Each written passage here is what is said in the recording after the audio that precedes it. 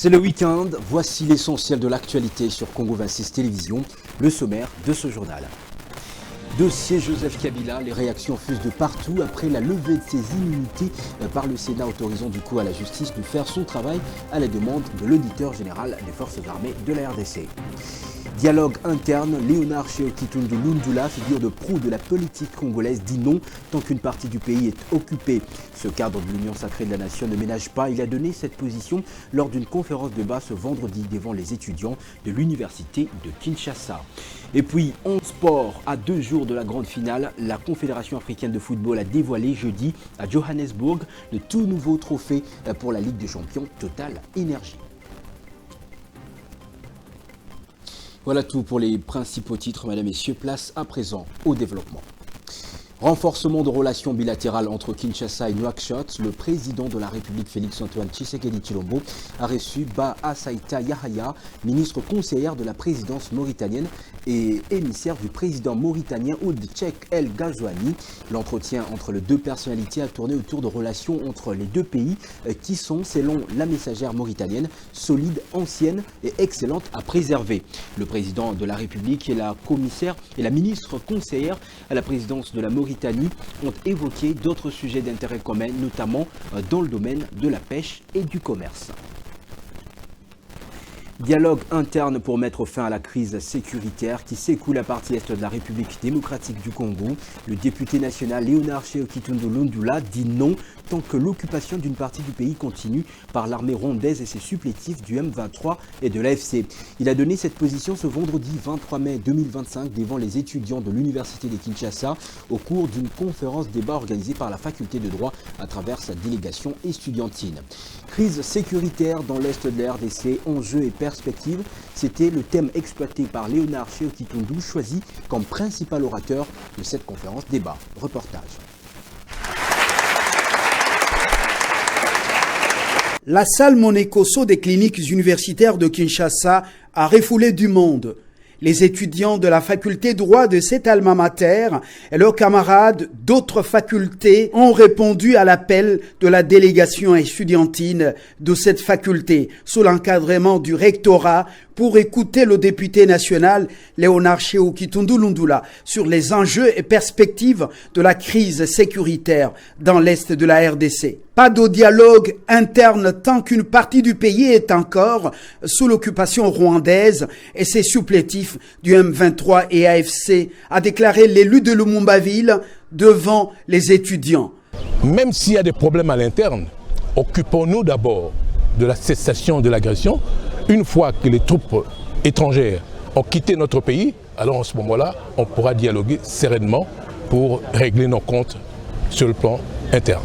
Autre point abordé au cours de cet échange, le partenariat stratégique RDC, États-Unis d'Amérique. Loin de relever d'un prétendu bradage des ressources, l'initiative procède d'une diplomatie entrepreneuriale et constitue un gage sécuritaire, a déclaré le député national élu de Lumumba-Ville. Le partenariat stratégique en question n'est pas encore conclu. C'est l'initiative du président de la République à l'adresse des États-Unis d'Amérique qui sont d'abord la première puissance économique du monde, mais aussi la première puissance diplomatique et militaire. Première chose, c'est un membre permanent du Conseil de sécurité des Nations Unies. Et en plus, puisque la République démocratique du Congo a besoin d'améliorer les conditions de vie de nos populations, ces conditions de vie ne seront pas améliorées par le gouvernement, mais par le secteur privé. Parce que c'est le secteur privé qui est le meilleur créateur d'emplois décemment rémunérateur. C'est la manière d'autonomiser les Congolais pour qu'ils se prennent en charge et non pas dépendre de l'État. La communication des Tsheo-Kitundu a trouvé un feedback important dans l'auditorium à travers plusieurs questions d'intérêt national et international posées par les étudiants. Voilà comment il les résume, ce qu'ils ont reçu. À travers sa communication, les étudiants notent avec satisfaction que la crise sécuritaire à l'est du pays ne doit être résolue que par le dialogue. Et donc, les acteurs politiques sont censés se réunir pour dialoguer, discuter et trouver solution à ces fléaux qui rongent la République démocratique du Congo. Cette conférence débat s'inscrit dans le cadre de l'élan de solidarité avec les Congolais qui sont dans la partie est du pays, et la faculté de droit compte aller plus loin avec d'autres choix. À la suite du travail entrepris par la commission spéciale en charge du dossier relatif à la situation du sénateur à vie Joseph Kabila Kabange, un rapport a été présenté hier devant les sénateurs en plénière. Les immunités parlementaires de l'ancien président de la République sont levées et ce dernier est désormais exposé aux poursuites judiciaires. 88 sénateurs sur 426 ayant pris part à ce vote ont voté pour les poursuites contre l'ancien chef de l'État. 5 ont voté contre. Voici le résultat du vote relatif à l'autorisation des poursuites et à la levée des immunités du sénateur à vie. Pour 88 voix. Contre 5 voix. Abstention 0 voix. Bulletin nul 3. En conséquence, le Sénat autorise les poursuites et lève les immunités de M. Joseph Kabila Kabange, sénateur à vie. Vous le savez donc, le Sénat a levé les immunités de Joseph Kabila Kabange, autorisant ainsi le poursuite judiciaire contre lui. Ce dossier suscite des réactions dans la classe politique tant au pouvoir qu'à l'opposition. Suivez tour à tour Patouben Panzou, cadre d'Ensemble pour la République, et Gaston Piana de l'Union Sacrée dans ses propos recueillis par Didier Yunga. Bon, c'est une décision encourageante parce que le peuple congolais attendait cela. Ce n'est pas un acharnement. Monsieur Joseph Kabila est en train de payer les prix de ses crimes. Parce que sans ignorer que notre pays a donné à monsieur Kabila tout. Je dis bien tout. Mais aujourd'hui, il est poursuivi. Il sera bien également suivi pour crimes contre l'humanité, crimes de guerre, ainsi de suite. Aujourd'hui, monsieur Kabila est en train d'entretenir des mouvements insurrectionnels pour attaquer notre pays. Aujourd'hui, monsieur Kabila, il devrait venir également au Sénat, devant ses collègues sénateurs, se justifier, donner ses points de vue. Peut-être il serait innocent selon lui, mais il avait déjà pris fuite depuis longtemps parce qu'il savait déjà que non, on devrait arriver à ce niveau-là. Aujourd'hui, moi j'appelle tous les Congolais à l'apaisement, donnons la chance à notre justice, qui est d'ailleurs indépendante. Notre justice n'est pas manipulée. Pour moi, je pense que tout le monde, nul n'est au-dessus de la loi, certes, mais la procédure à suivre, c'est ce qui pose aussi un problème dans notre pays. Vous savez, la levée d'immunité, d'ailleurs, la loi ne dit pas la levée, mais la loi parle de poursuite judiciaire. Parce que, étant sénateur avec cette immunité, et en dehors on appelle ça le viagère, c'est-à-dire c'est quelque chose jusqu'à la mort, il sera sénateur à vie. Mais pour des actes commis, s'il y a des preuves, là on demande l'autorisation de poursuite judiciaire. Parce que la loi parle à l'article 166 de la Constitution et l'article 8 du statut de l'ancien président de la République parle du Congrès s'il y a une poursuite qui est demandée à la justice. Mais vous avez vu, ça a été décidé. Au lieu de passer par la voie officielle, quand la loi parle du 2/3 de l'Assemblée nationale, c'est-à-dire une affaire de 406 députés parlementaires élus.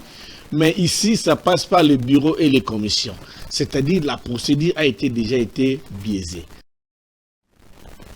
Après la levée de ses immunités par le Sénat, le 22 mai 2025, Joseph Kabila Kabange s'apprête à sortir de son silence qu'il avait d'ailleurs déjà brisé. Depuis l'Afrique du Sud où il réside, il prévoit de s'adresser aux Congolais dans un format encore inconnu selon ses proches. Que va-t-il dire? Nous serons fixés dans les heures qui suivent. En visite à Lubumbashi depuis mercredi 21 mai 2025, le président national du regroupement politique AFDCA, Modeste Bahati Lukwebo, a lancé une campagne de réarmement moral pour faire face à la crise sécuritaire persistante dans la partie est de la République démocratique du Congo. Accompagné d'une importante délégation, il a réaffirmé son soutien au chef de l'État dans ses efforts pour restaurer la paix dans les zones sous occupation rebelle. Suivez.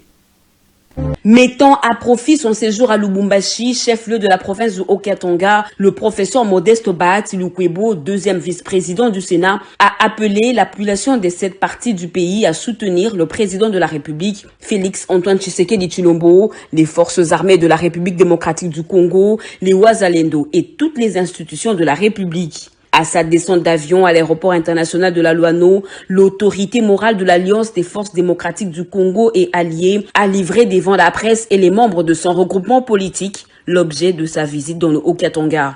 La présence ici, c'est un signe d'amour, un signe de cohésion pour démontrer que malgré qu'une bonne partie de notre territoire national est occupée aujourd'hui par les agresseurs rwandais avec le M23 et l'AFC, nous devons toujours continuer à faire confiance à notre commandant suprême, son Excellence Félix Antoine Tshisekedi Tshilombo. J'avais également un rendez-vous académique et je devrais passer à l'université de Lubumbashi, mais à l'IEC Lubumbashi également. Et j'ai tenu à combiner toutes ces actions-là, mais mon séjour va être très court parce que nous avons des urgences qui nous attendent à Kinshasa. Le cortège de Modeste Bahati s'est ensuite dirigé vers le centre-ville de Lubumbashi. Des milliers de militants et sympathisants de l'AFDCA l'attendaient devant l'esplanade du bâtiment du 30 juin pour communier avec lui. Les autorités politico-administratives de la province, les cadres et militants de l'AFDCA ainsi que ceux des partis membres de l'Union sacrée de la nation sont venus écouter ce membre du présidium de la plateforme qui soutient Félix Antoine Tshisekedi Tshilombo. Devant la foule réunie à cette place mythique, Modeste Bahati Lukwebo a procédé au lancement de la campagne d'éveil patriotique. Une initiative qui tombe à point nommé en cette période où la République démocratique du Congo est victime d'agressions de la part du Rwanda et ses supplétifs. Nous avons dit, réveillons-nous. Le trésor que Dieu nous a donné, c'est ce pays qu'on appelle la République démocratique du Congo. Et donc, pour rien au monde, nous n'allons jamais céder 1 centimètre carré de notre territoire national. N'est-ce pas, chers camarades? C'est ça. Le leader de l'AFDCA a appelé la population du Haut-Katanga à participer activement dans la recherche de la paix dans notre pays. Tout en saluant les multiples négociations déjà entamées par les autorités du pays, le deuxième vice-président du Sénat a appelé la population du Haut-Katanga à accompagner le chef de l'État, Félix Antoine Tshisekedi Tshilombo, dans toutes les démarches pouvant aboutir à une paix durable dans notre pays. Avant de prendre la parole au cours de cette matinée de mobilisation et d'éveil patriotique, Modeste Bahati a été introduit par la présidente fédérale de la FDCA dans le Haut-Katanga, l'honorable Teklampondi Muyumba. La présence des milliers de militants et cadres de la FDCA venus dans tout le coin du Haut-Katanga à cette manifestation prouve une fois de plus le caractère national du parti de la OU qui demeure la deuxième force politique de la majorité au pouvoir. On a également noté la présence de la questeure de l'Assemblée nationale, Chimène Lunda Poli, au cadre de la FDCA. Après quelques années de ratés, une lueur d'espoir pointe enfin à l'horizon pour la matérialisation du projet du port sec de Kasumbalesa dans la province du Haut-Katanga où le directeur général de l'OGFREM a effectué une visite guidée avec les sous-missionnaires en compétition. C'était en présence des délégués de la primature et du ministère des Transports. Reportage. Ces sous-missionnaires présélectionnés ont, sous la conduite du directeur général de l'OGFREM, William Kazumba Mayombo, puis prendre la température du site prévu pour construire les ports secs de Kasumbalesa, situé à 90 km de Lubumbashi, dans le territoire de Sakania à la frontière avec la Zambie. Des explications techniques du directeur provincial de l'OGFREM dans les Haut-Katanga Bruno Umba ont éclairé la lanterne des visiteurs du lieu, mais aussi les détails fournis par les représentants du groupe français Artelia, permettant à chaque soumissionnaire de se faire une idée nette de ces gigantesques projets. De son côté, le directeur général de l'OGFREM, William Kazumba Mayombo, a indiqué que le port sec de Kasumbalesa est une réponse concrète du président de la République, Félix Tshisekedi, à l'épineuse question des files d'attente de plusieurs centaines de camions remorques, aux défis logistiques douaniers et commerciaux auxquels la République démocratique du Congo est confrontée. Kasumbalé, ça ne sera pas un simple poste frontalier, comme les autres, mais plutôt un carrefour logistique majeur de la SADC et du COMESA, dont la fluidité des flux générés sera facilitée par ces ports secs comme levier de la croissance économique et de la création de l'emploi direct et indirect.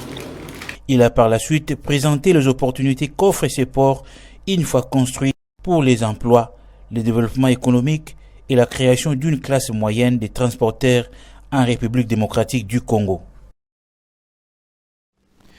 Dans la ville de Bunia, en province de l'Ituri, une maison en pleine construction s'est effondrée sur les maçons hier jeudi 22 mai 2025 dans les après-midi. Il s'agit d'une maison en étage. Le mauvais dosage du ciment serait à la base de cet incident. Les précisions avec notre correspondant sur place, Joël Balinda.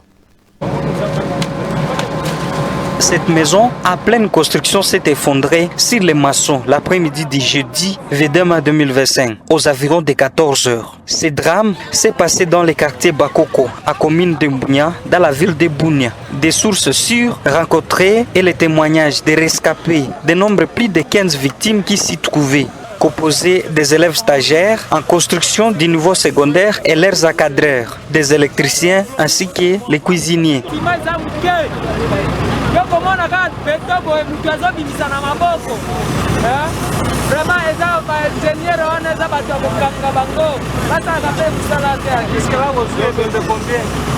Ah, déjà, je suis déjà maman, 8 personnes.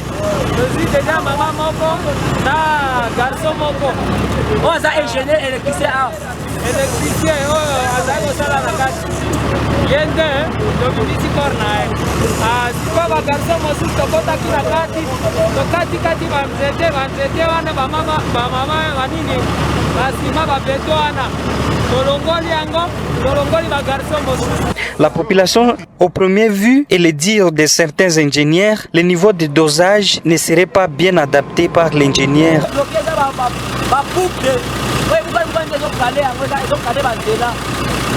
Le gouvernement provincial, en partenariat avec le contingent bangladais de la MONUSCO, ont dépêché 2 machines poclées en appui aux jeunes volontaires pour sauver des vies. Mais les travaux semblaient être lourds.